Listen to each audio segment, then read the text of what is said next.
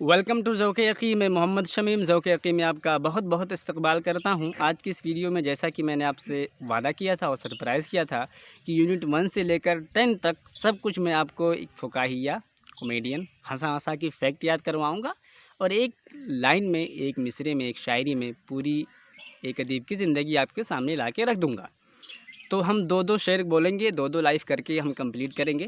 تو سب سے پہلے ہم آج جو ہمارے سامنے ہے وہ ہے کہ پہلا شعر ہے علامہ اقبال کا شعر ہے. بہت اچھا شعر ہے، یوٹیوب پہ موجود ہے. راحت فتح علی خان نے بھی اس کو پڑھا ہے، سن سکتے ہیں. نہ کہیں جہاں میں اماں ملی، جو اماں ملی تو کہاں ملی، میرے جرم خانہ خراب کو تیرے عفو بندہ نواز میں. یہ شاعری، ٹھیک ہے، تصویر کشی کرتی ہے ہمارے شاعر کعب بن زہیر کو، جس کے ابو شاعر، جس کی بہن شاعر، جس کا بھائی شاعر، سب لوگ شاعر تھے. ان کی زندگی کے بارے میں زیادہ گفتگو نہیں کروں گا، صرف آپ کو مختصراً جو محل استشہاد ہے وہی بتاتا ہوں. یعنی جو ہمارا ٹو دا پوائنٹ ہے اس شعر سے، سب سے پہلے جو ڈائریکٹ جس ایریا کو ہٹ کرتا ہے کہ جب یہ ان کے بھائی بجیر اسلام لے آئے اور انہوں نے اسلام نہیں لائے تو ان کو تھوڑی سی مطلب اچھا نہیں لگا، تھوڑا سا برا فیل ہوا، تو انہوں نے اپنے بھائی کی سرزنش کر دی اور اسلام کی بھی حج کر ڈالی. تو اللہ کے نبی صلی اللہ علیہ وسلم نے ان کا خون حدر کر دیا. مطلب کہ خون حدر کرنے کا مطلب کہ پہلے اگر کوئی بندہ کسی کو قتل کرتا تھا زمانے جاہلیت میں، تو جس قبیلے کو وہ قتل کرتا تھا پورے قبیلے والے مل کے اس سے اس کے خون کا بدلہ لیتے تھے جس نے قتل کیا ہے. تو حدر کا مطلب یہ ہوتا ہے کہ کوئی بھی قتل کر دے گا تو کوئی جرمانہ، کوئی تاوان نہیں ہوگا، کوئی بدلہ نہیں لے گا، لا قصاص. تو جب حدر کر دیا تو یہ بھاگنے لگے، ادھر سے ادھر، ادھر سے ادھر، مختلف قبیلوں میں گئے، کہیں بھی ان کو پناہ نہیں ملی. تو کہیں بھی جب پناہ نہیں ملی، نہ کہیں جہاں میں اماں ملی، جو اماں ملی تو کہاں ملی، میرے جرم خانہ خراب کو تیرے عفو بندہ نواز میں. تو پھر کیا ہوا کہ ابو بکر کو وسیلہ بنائے، اللہ کی نبی صلی اللہ علیہ وسلم کی خدمت میں حاضر ہوئے، اور حاضر ہو کے وہاں پہ انہوں نے ایک شاندار قصیدہ کہا جو کہ آج تک فیمس ہے اور چلا آ رہا ہے. اور وہاں سے ایک ٹریڈیشن جو سامنے آیا تھا وہ میں بھی آپ کو اشعار کے ذریعے سے وضاحت کروں گا. تو انہوں نے جو اپنا قصیدہ کہا، بانت سعاد یا قصیدہ بردہ، بانت یا بردہ باس بحر بصیرت کے اندر ہے.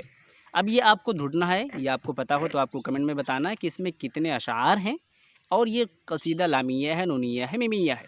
ابھی میں شعر پڑھوں گا تبھی آپ کو پتہ چل جائے گا، لیکن میں نہیں پڑھوں گا، آخری والا چھوڑ دوں گا، وہ آپ کو بتانا ہے. یہ جو ان الرسول لنور یستضاء بہ، میں آگے نہیں پڑھوں گا، آگے سے پتہ چل جائے گا جو ہمارے کویشچن کا جواب ہے. ان الرسول لنور یستضاء بہ، جب انہوں نے اس مصرے پر پہنچے تو اللہ کے نبی صلی اللہ علیہ وسلم نے اپنی چادر کو اٹھا کے ان کے کندھے پہ ڈال دیا. یہیں سے اگر آپ دیکھیں گے تو مختلف فنکشنز میں، بڑے بڑے پروگراموں میں جو چادر دیا جاتا ہے مودی صاحب کو یہ سب وہیں سے آئیڈیا چرایا گیا ہے. خیر یہ ایسا ماننا ہے، ضروری نہیں صحیح ہے. تو ایک شاعری ہو گئی ہمارے کعب بن زہیر کے بارے میں. اب ہم چلتے ہیں نیکسٹ کہ نہ زہرہ جبینوں کے درمیاں گزرے تو پھر یہ زندگی کیسے کٹے کہاں گزرے.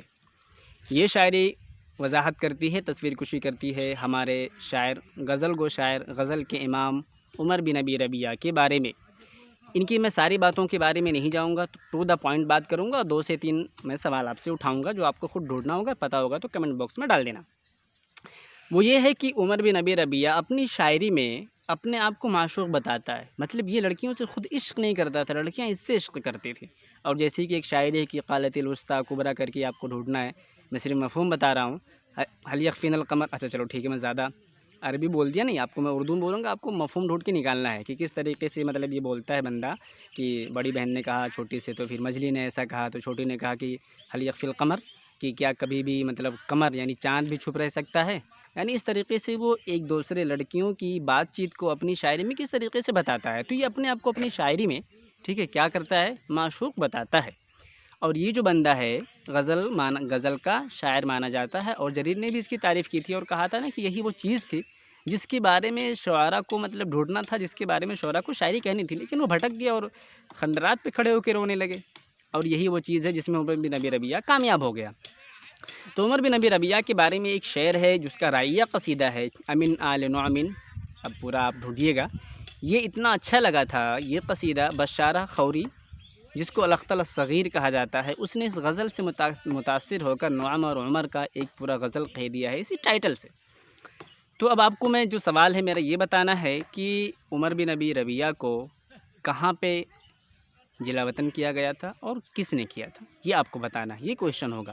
تو ٹھیک ہے، ہم نے دو شاعری سے دو ہمارے ادیب تھے ان کو ہم نے دیکھا شاعر کو، ایک تو نہ کہیں جہاں میں اما ملی، جو اما ملی تو کہاں ملی، میرے جرم خانہ خراب کو تیرے عفو بندہ نواز میں کعب بن زہیر کو یہ تصویر کشی کرتی ہے، اور نہ زہرہ جبینوں کے درمیاں گزرے تو پھر یہ زندگی کیسے کٹے کہاں گزرے، یہ ہمارے عمر بن ابی ربیعہ کو تصویر کشی کرتی ہے ان کے بارے میں۔ تو ٹھیک ہے، ملتے ہیں آپ سے اگلی ویڈیو میں فقاہیہ کے اندر، اور پھر یہ سیریز چلتا رہے گا۔ Thank you, best of luck, all the best. سرش کے چشم مسلم میں ہے نیساں کا اثر پیدا